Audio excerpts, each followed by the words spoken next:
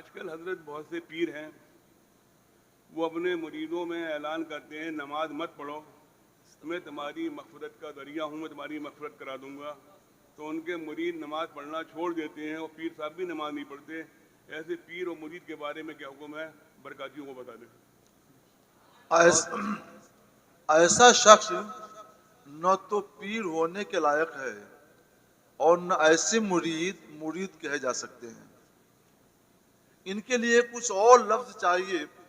ہم وہ لفظ نہیں بولنا چاہتے ہیں جو بد عملی کی تعلیم دے، نماز پڑھنے سے روکے، مرید نماز نہ پڑھے.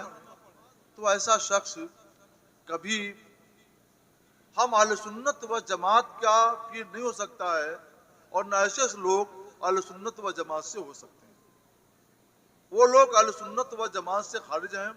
جو اہل سنت و جماعت سے ہیں وہ نماز کو فرض قرار دیتے ہیں اور نماز باجماعت کی اہمیت کا لوگوں کو درس دیتے ہیں. یہ واجب ہے.